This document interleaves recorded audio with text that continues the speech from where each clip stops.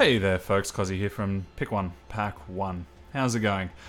I've been having fun with Jekk's Bounty and this is my first time running through it. So we've done missions, bounties, 1 to 4, and we're now up to the second chapter, I guess one could call it. This one is Praxis Fugitive. Never heard of anyone getting banished from the Praxis Arcanum. So whatever this one meddled with to get herself kicked out of there must be quite the story. At the end of each player's turn, that player plays a time sigil. Okay, so we want to be playing something that's based in time, and we want to be playing something that appreciates getting ramped up. Because we're going to be getting a lot of free time. I think the two that I can think of, well actually no, there's 3 and they're conveniently straight down the line here. We could either go back to our Mono Time Warrior, hope to get out the 3/3s as soon as possible. We have copies of the Mystic Ascendant here, and indeed if we were to run this deck, I'd probably just add in an extra couple to try and capitalize on it. We have a big Combrei list. Pretty classic list, to be honest. The only difference is I like to use sort of the Sky King, so I've got something to respond up against other control decks. It has the 4 of Mystic Ascendants. It's not running the Monks, which I'd add in here if I wanted to adjust it for this particular matchup. But it does want to get to 8 as soon as possible. It wants to get to 15. I think this is a pretty good choice. Or we could be running just... I like to run a Shimmer Pact, but with base green to take advantage of the Knight-Chancellor and things like that.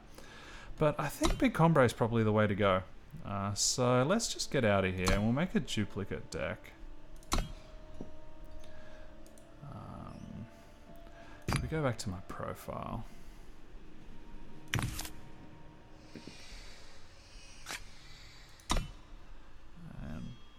Hang on a sec, that's not what I want you to do. Let's clone this big Combrei.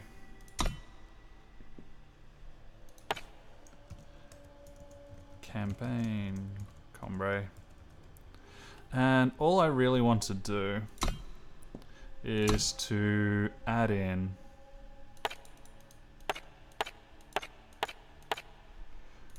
I can do this better. Unit costing 2.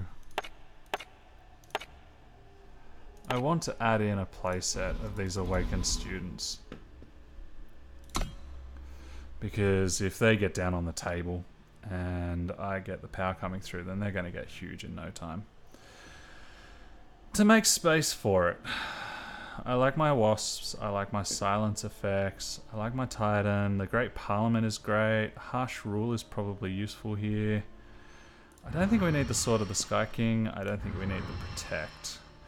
I think we're less likely to actually be needing the Seek powers because we're going to be getting power anyway for nothing. Yeah, let's go the whole hog greedy on this. So the Great Parliament is another card that just wants me to have a whole bunch of power. From memory, there's a couple of other interesting cards that care about such stuff.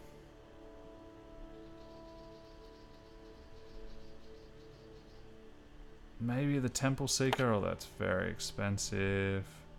Enlightened Stranger if I was to be building around it.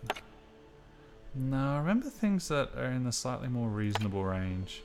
Like Civic Peacekeeper, we could just go on a whole Empower binge and just play as many Empower creatures as possible.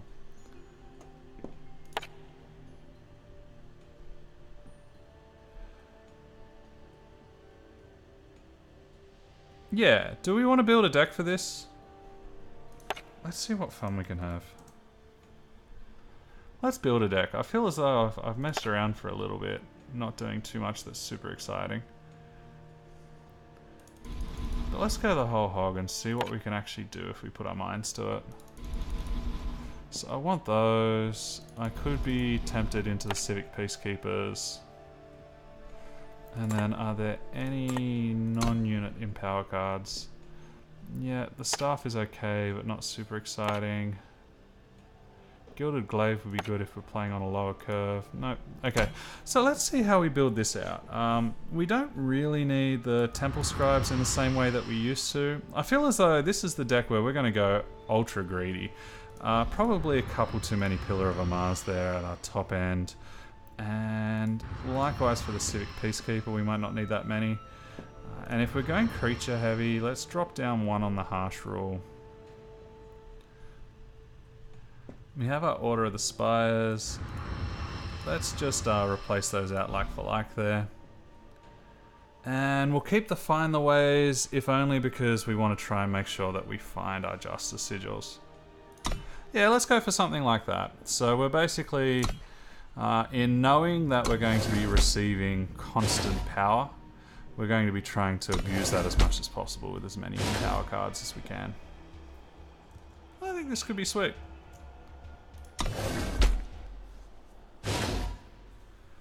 So we want to play our campaign Combrei.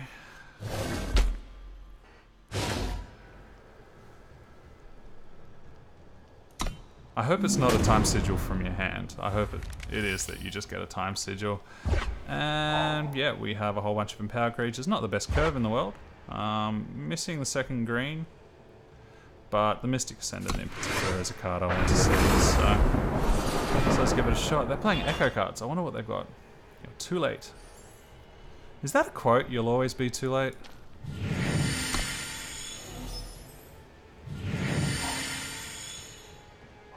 Yeah, well, we're gonna speed up real quick with these Order of the Spires.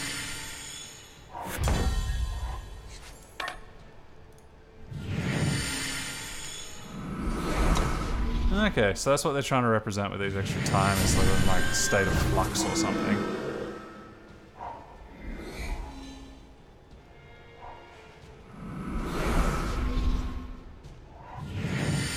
So you're playing cockroaches.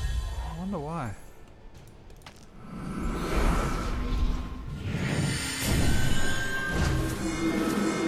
I feel as though I have my own ramp strategy too.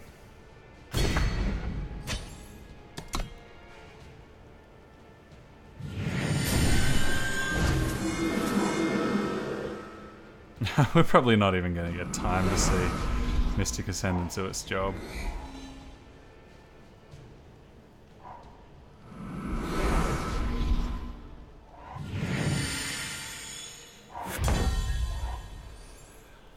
So we have a choice here. Actually, no we don't, because we don't have a second green. We can play the Desert Marshal to silence their chump blocker. If we attack here, they'll double block and kill it, which is terrible for us, so there's no way we're doing that. Otherwise, we can... So the advantage of silencing the Ephemeral Wisp is it allows me to actually get a profitable attack in with the Order of the Spire. They need to chump block here. Otherwise, if I want to play the Mystic Ascendant, and I'm basically just taking a turn off, because I'll attack with my Order of the Spire, they'll block with the Wisp, they'll get the time sigil at the end of their turn, and they'll return it back.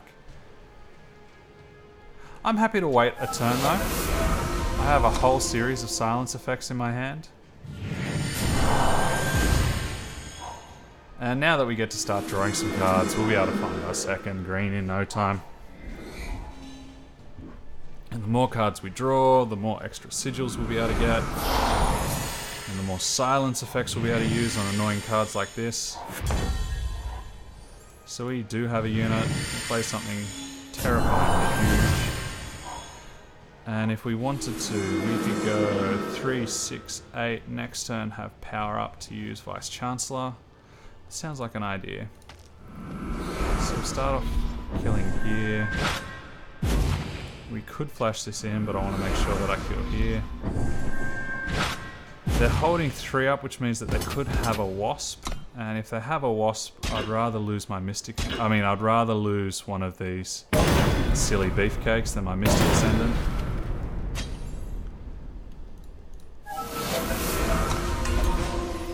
And now we can just use our power forevermore, creating big and scary things.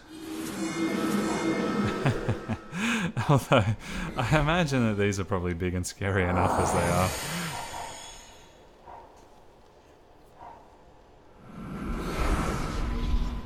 Yeah, you and your silly chump block wisps. I have no time for you. I could silence the silly chump-up Wisp, but then I don't get to use Knight-Chancellor, which is what I really want to do. But first, we'll see if we draw a card that's useful.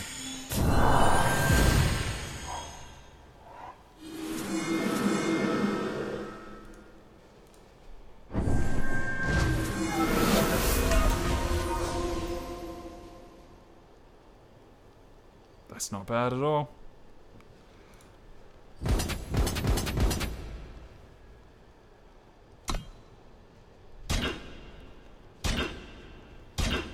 And yeah, they're very much on chump block duty against my exponentially huge order of Spires. I don't think they're long for this world. Oh, nice.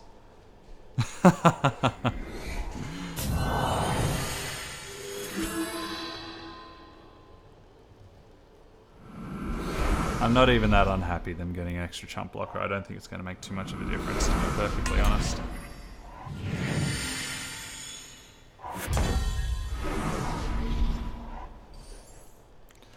Okay, this time we will play our stuff out.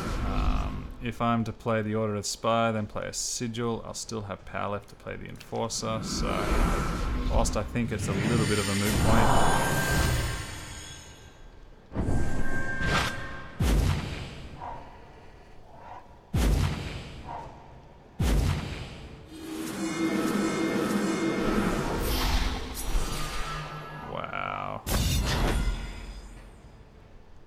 I think we might have won this one.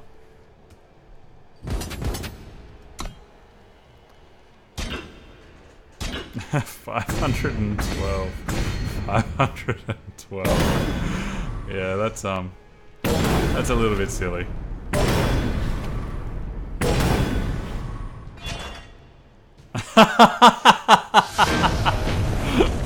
I don't know. Perhaps you gave me too much time. Oh dear.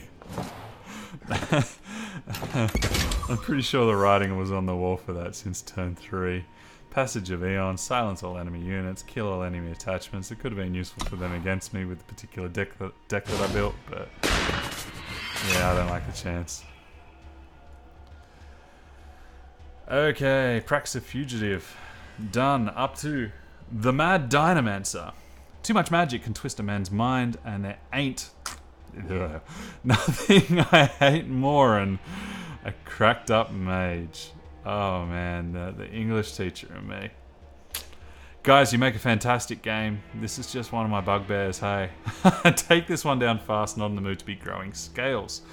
At the start of the enemy turn, so at the start of my turn, he transforms a random unit into a 5/5 Carnosaur, so that includes mine, which means I want to be flooding the board with as many units as possible to give myself the highest odds of those 5/5 Carnosaurs being my creatures.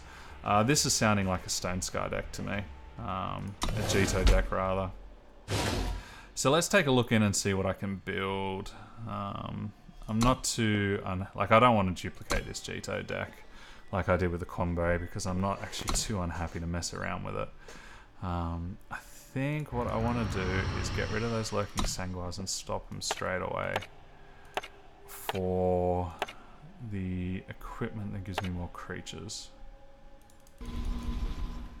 So that's my first change. After that, I'm not really too interested in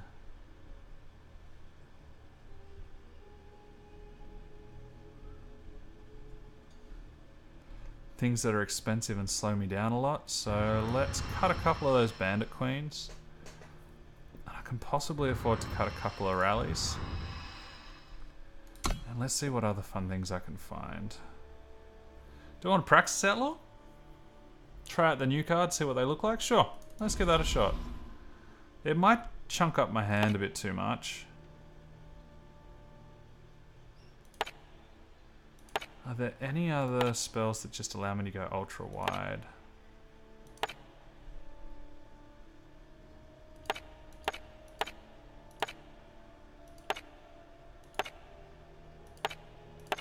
These are all getting too expensive. possibly be convinced that a Dark Return is worthwhile. We'll just reduce the number of those Praxis Outlaws by a little bit.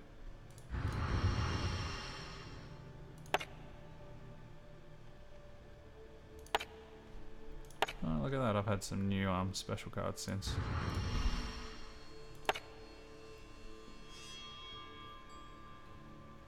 Slumbering Stone doesn't really work for me here. Suffocate is terrible because their creatures are going to turn into 5/5s. This really isn't creating extra units, so none of this is super exciting. Beast Claw Amulet? No, I don't think so. Zen Cultist isn't exciting. No, I think we're looking at about it. Obsidian Golem's too expensive for what I want. That's the other build I could do, is some kind of Callous build. Where I sack whatever I don't get, like with Scrap Tanks or something like that going up to the top. But no, I think this is solid enough for where we want to be. So let's just take a quick look at it again.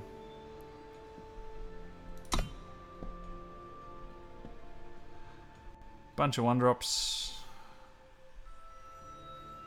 The spells that we have are torches, which are great. I can get rid of that because I know I actually have an extra shiny one.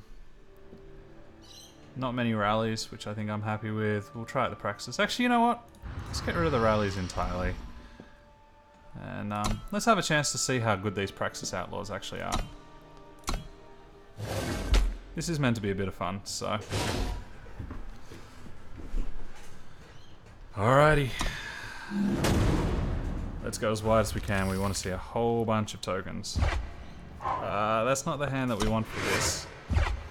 It does allow us to play our Shadowlands Guide, but I want tokens. I want as many random drones as I can find. Force a habit.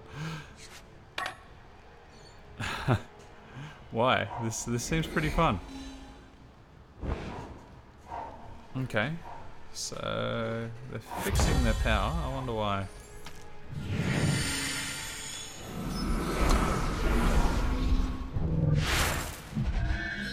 I thought it said at the start of the enemy's turn. Did I get that wrong? Ah, this is beautiful. We get to see the actual animation because they did it on a premium. That's kind of cute. The tongue moves. There's someone riding on top of it. So it's interesting that this turns into a 5-cost creature. I could be having fun if I want to use something like Unstable Mutation in one of these builds in the future too.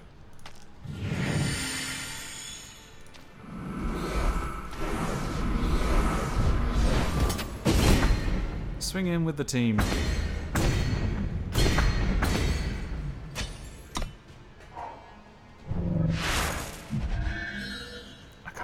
He's going to live too much longer after this.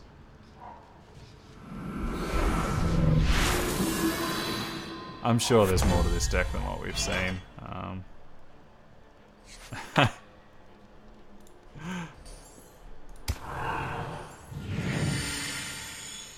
So this is the only one that will die. Oh, I wasn't paying attention to actually making sure I used my my power correctly. That's sloppy.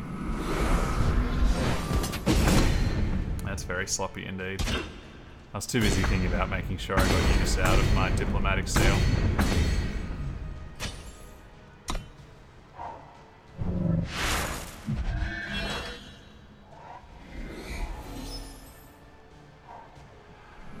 This makes a lot of sense. So they missed their power. They missed their colours. Well, I'm going to continue going as wide as I possibly can. And that was, unfortunately, just a little bit too easy, I think. I suspect they must have 1-drops in that deck. They must have cheap creatures. There's no way they give that powerful ability and then do absolutely nothing in the early game ordinarily.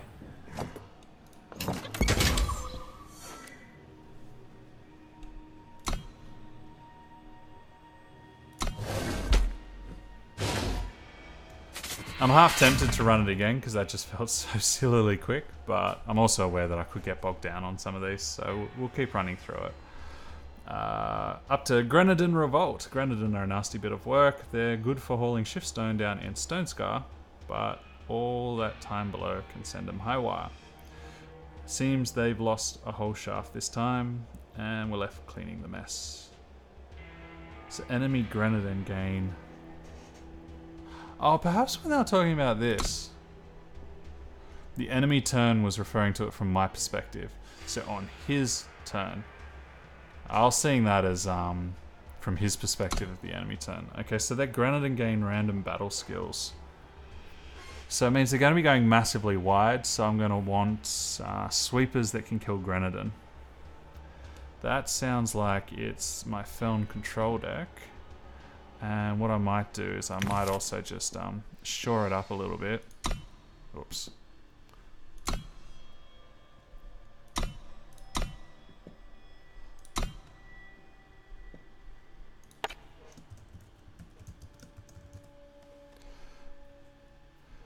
So what I also want to do is I want to add in some plagues. If that's what we're going to be seeing from the Grenadin, then that's what I want to be using. Black Sky Harbinger, we probably won't need that. The Witch is going to be great. Stuff with stories we can cut on. I think we can cut down a little bit on the top end. I think it's just going to be a case of do we get to draw into our Lightning Storm or Plagues in time. And we need one more cut. I like the fixing. Death Strike is expensive. Permafrost is efficient, so I'm still a fan of it. I think we can probably afford to cut a Death Strike unless we see something expensive and problematic.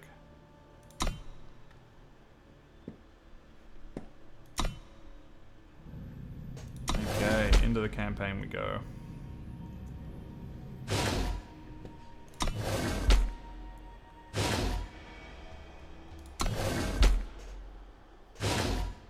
I gotta admit, I'm liking this campaign. Grammar being used to represent accent aside, it's kind of nice that all of the cards fit into the theme of what we're doing. I've appreciated a little bit of the sense of humor. This isn't the best hand I could draw, because I'd be wanting to use the Diplomatic Seal as Shadow. I'd be getting double Shadow, so I can't play my Wisdom. The Witch already does its job. Actually, that's another card I probably could have cut from my build if I was thinking through it more carefully. And these are just 1-for-1 removal right now. I think we can do better. Marginally better.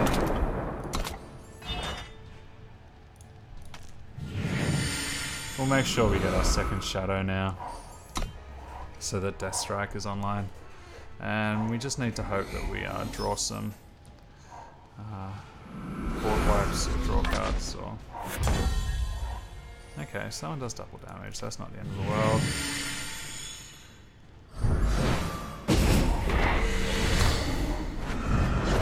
Yeah, if we lose this, I'll definitely build this again and get rid of the Witches. There's no point in turning X1s into one health creatures again. Ooh, Quarry, that's a new card, hey? And they're discarding an Assembly Line. So this one has Endurance, this one has Deadly, and I'm drawing a whole bunch of power. I don't like my chances. The other way I guess I could build this is to have a whole bunch of 1 power and higher than 1 health creatures, so I can just block the days. Okay, so you're playing cheap equipment on you, Grenadin. Perhaps I do keep my Witches then.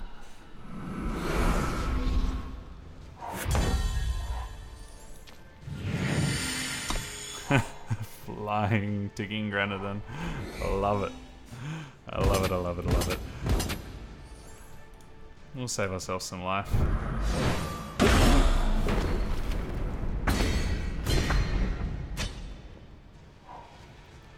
What we desperately want to draw. How come that got no abilities? What was wrong with that one? Oh, it had Overwhelm. There we go.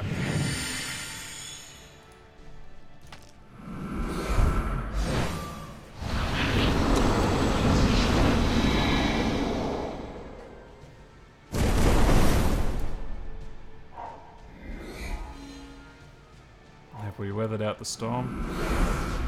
Okay, no, let's do it. Oh dear. No worries. It doesn't look as though they've got any removal in this, so I don't think we'll worry playing around the removal. That's probably the worst ability for them to have gotten against us.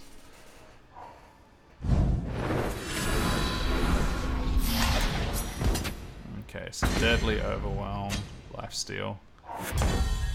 And hey, guess what? Power. So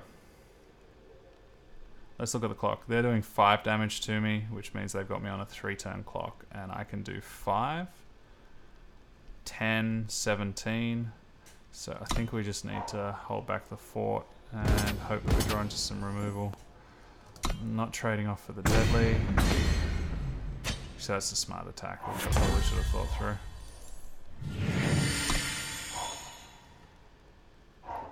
But at least we're holding off 2 damage. Ouch.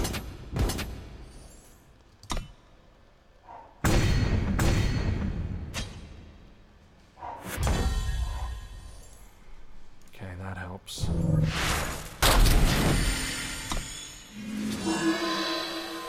Now we just need to deal with this deadly one. If we can draw a dragon this turn, that'd be amazing. That's not amazing, because it means that they can attack wider than us now.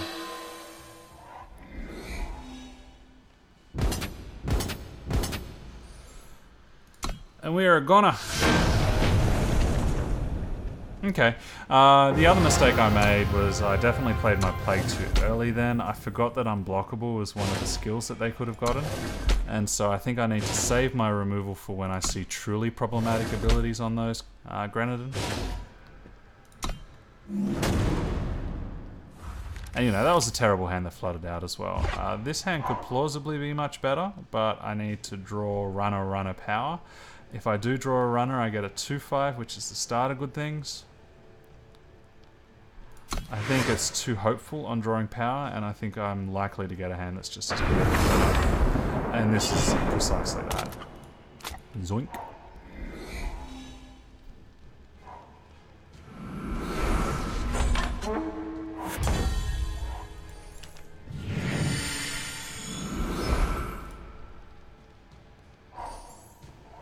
It's funny, I feel as though I'm talking a lot less through these because in Constructed I feel as though the things I need to worry about playing around... Oh, it's got Walker Eye! What a cheeky little Grenadin. It's going to make my life a little bit more tricky. At least I can get great value out of this Lightning Storm this turn. So you got a pair of flyers, you got a quick draw, you got an endurance. They're all dead.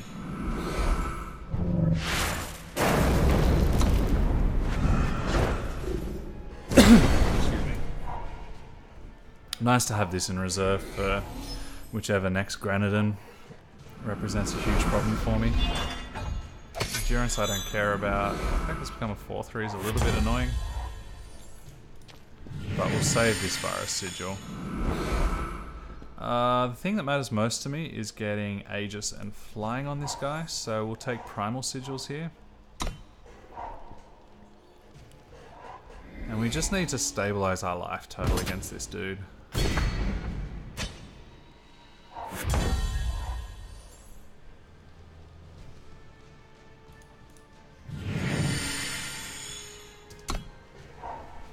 Get us out of range of those little explosive ones. So what could you be holding on to? It's probably some kind of removal.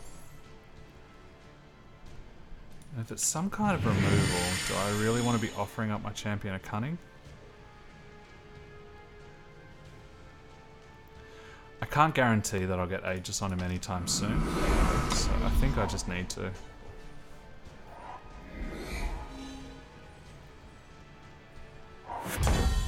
Okay, it's not removal. That has me a little bit confused.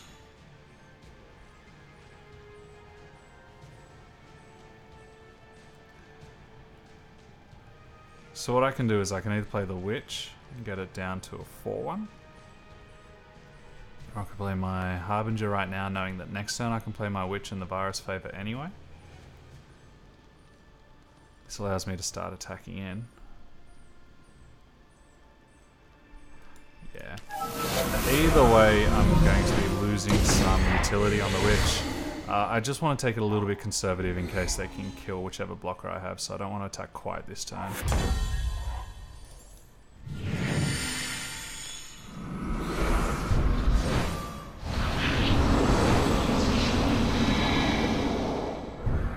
Okay, Devour. That makes sense.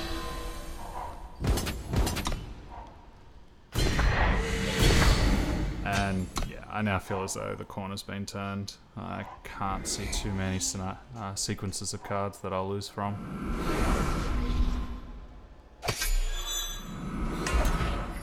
It's a little bit frustrating, but it's not the end of the world.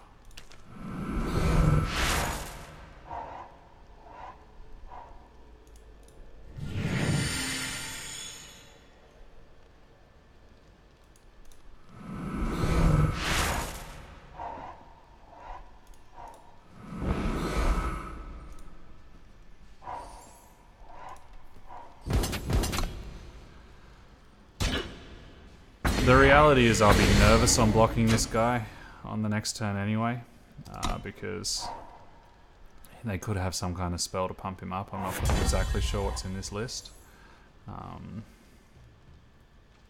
So I'd rather take it a little bit conservative.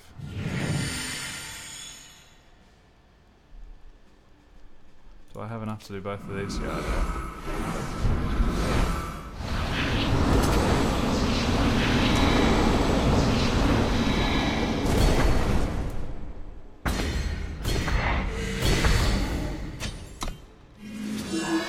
Pump up the jam, and I think that's good games.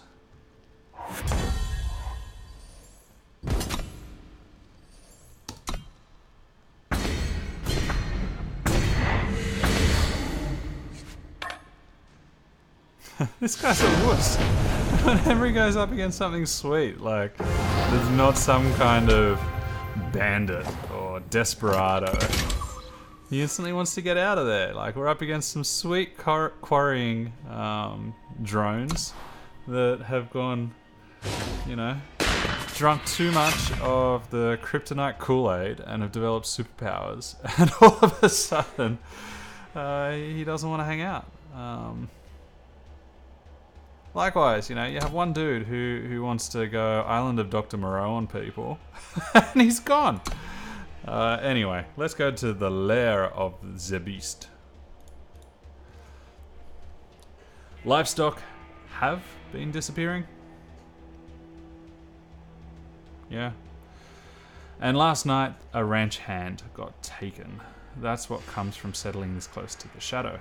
But a job's a job, and we're going to find whatever's out there and put it down. Your units go to the enemy void when they're killed. Does that mean I want to be playing a deck that has relatively few units? I imagine that they're using some kind of reanimator strategy then. I definitely don't want to play something like Zen and Killers. Let's have a think. Some of the decks that I have, I got a Who Are Aegis list that's pretty sweet. This was one that I saw on Reddit couple of weeks back. The whole idea being that you have a whole bunch of creatures that basically have Aegis on them. Funnily enough, when I do go to show it. So they've all got Aegis, which makes them just difficult to deal with. And you got your Pally Oath book coupled with some weapons to turn them into a real problem. That could be fun.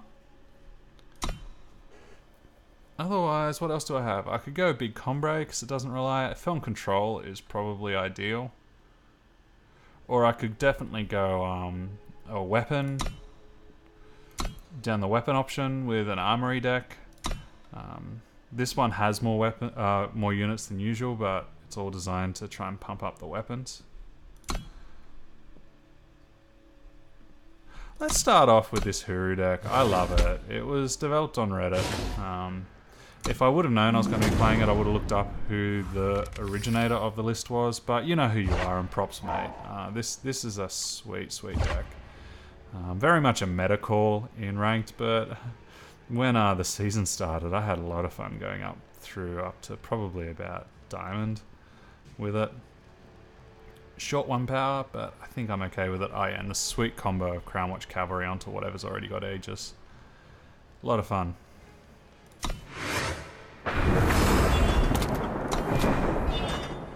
So actually up against the Spider.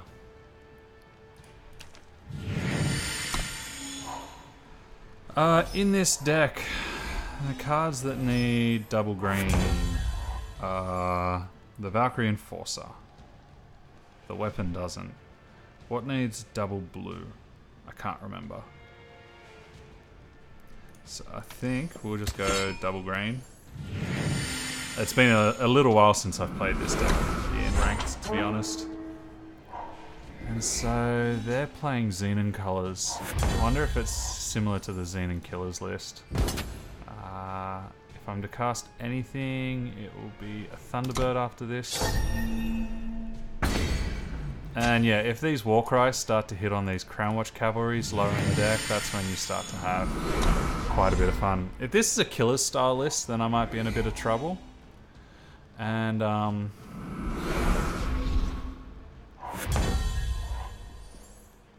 the other thing I want to think through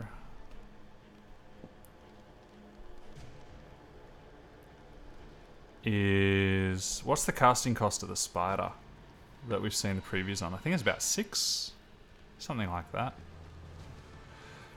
Here I'm in a little bit of a tight spot. I could polymorph and get my attacks in, but I fear that they're going to have much more challenging creatures than just a Thorn Beast. I could Pally Oathbook. That allows us to trade off here or just attack and start to get some extra damage in. I'm pretty sure that the Tinker Overseer gets this ability even when it's in your hand or in your deck. That's been my impression.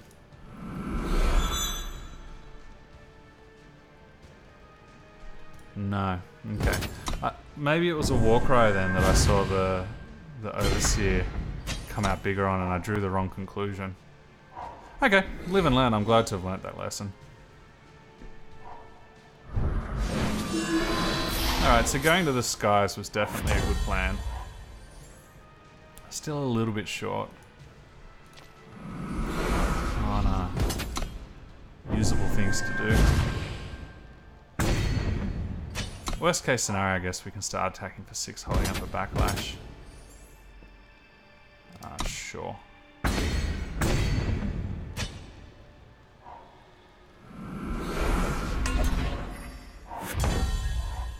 That's a good draw for us.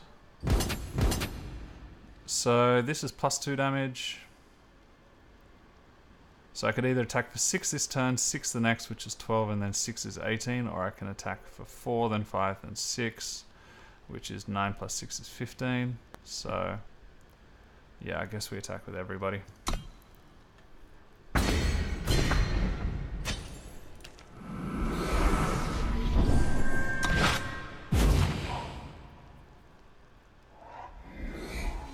If this is a Killers-esque list, then that's the thing I want to deal with the most. And we're currently comfortably winning this race, so... So now is that time where I want to go, was it 5 or was it 6? when this the monster comes out. Okay, the answer is not at all.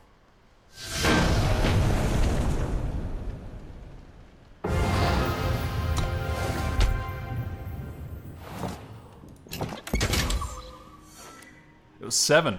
Okay. So I was being way too paranoid with this particular card.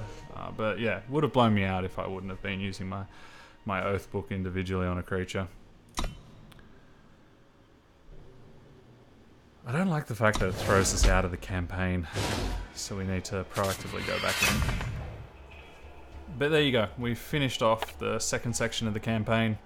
I had a chance to run with some pretty sweet decks. I hope you've enjoyed it so far, and you'll join me as we continue on through my initial playthrough of Jekk's Bounty, when we go on to Bounty number 9, the Collector's Horde.